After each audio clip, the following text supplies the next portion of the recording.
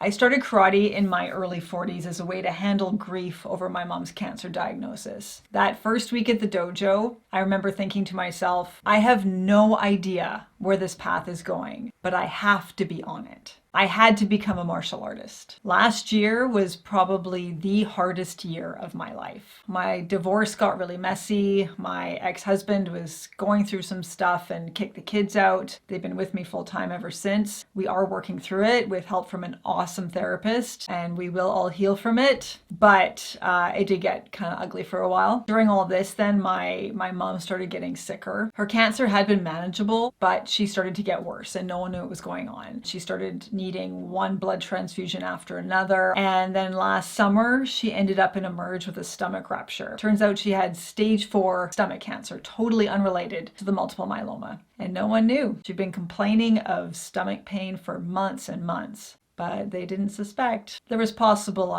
medical malpractice there, but I decided not to pursue that, hard as that was for me to sit on that. I will never forget the look on my mom's face when the doctor walked into her hospital room in ICU. In a few short, tactless sentences, she found out she had a second incurable cancer, that they wouldn't be treating either cancer anymore, that she would never go home again, that she would probably never walk again, and that she had a few weeks to live. She just looked at me and said, "This is really shitty."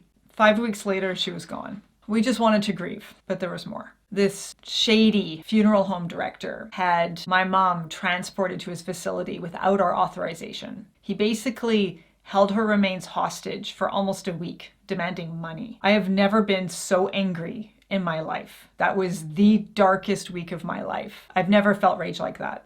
Ever. Everything I saw was red. We got her back. He got in shit. We had the funeral. We got some measure of closure, but there was more. Through all this, the dojo had been my safe space and my outlet. I worked there. I trained in 3 martial arts there. I was on a tournament team. I was always there. It was like a second home to me. But then it all went to shit. Earlier in the summer, one of the students there started obsessing over me. I had no idea he had feelings for me until the day he physically hurt me. I could see it in his eyes while we were sparring. He was angry and he wanted to hurt me. And he did. He told me later that he had feelings for me and was jealous of this other guy at the dojo. A guy who was actually happily married, and I wasn't even with this guy. Not that it matters. It spiraled from there into online stalking and harassment. He started reaching out to one person after another in our martial arts network. I blocked him everywhere. I'm on the internet, eh? And he just kept reaching out wherever he could find me on different platforms. He just wouldn't stop. And of course, I was working at the dojo, training all the time, always there with my kids, and he was always there too. I'm so grateful to the police. They were so incredibly helpful all the way through. And in case it wasn't clear, this was all happening while my mom was dying. While my kids and I were driving back and forth almost 3 hours a day to visit my mom on her deathbed. While I was dealing with that awful funeral home director, trying to get her back. While we planned her funeral, I was dealing with that while working, training, online, wherever I went. That dojo was no longer my outlet or my safe space. Eventually he got kicked out, but it didn't stop there. I've still been dealing with it this year. I still have a police file going. It's been quiet lately and hopefully it will remain that way. But if it starts again, I will not hesitate to take swift action. But I no longer have my dojo family.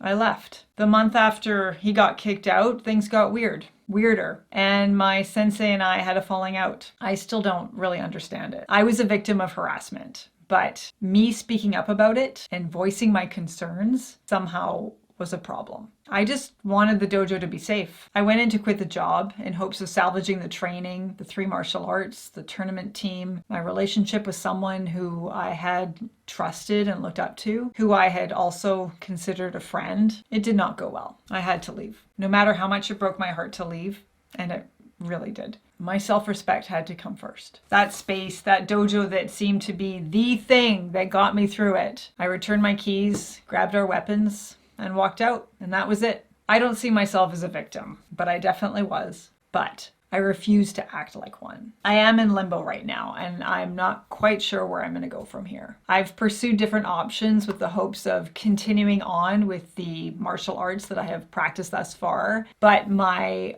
options locally are quite limited. And I've realized that I really need a place that's close to home or it just won't work. Full-time parent, busy, trying to build my shrimp empire here. Convenience absolutely matters, which puts me back at the beginning. Start a new style of karate, new martial art entirely, or both? I haven't decided yet. For now, I am training at home, as I always have and I always will, and that's okay. But I do need a dojo family again. I will join one again, and I will also one day build my own. At first, leaving that dojo was nothing short of devastating. In my mind, that was the place that I needed to get through all the tough stuff. But I've since realized something important. It wasn't the dojo that got me through it. It was me. That dojo provided the environment, but it was me who did the work. I started my martial arts journey. I did the training. I chose to train in 3 martial arts. I chose to compete in tournaments. I chose to start sparring competitively in my 40s, never having been an athlete in my life. I chose to face my fears and step well outside of my comfort zone. I did those things. So yes, I left that dojo, but it was all me, and I am still here. I am a martial artist, but not because I have a particular rank or am a member of a particular club or association or dojo or practice a particular martial art or style of one. I am a martial artist because that is who I am at my core. Perhaps I was always a martial artist, long before I ever stepped foot in a dojo. Maybe I always was one and just didn't know it yet. And that path, maybe I need it to be a struggle. This is why I create, after all, writing and videos. The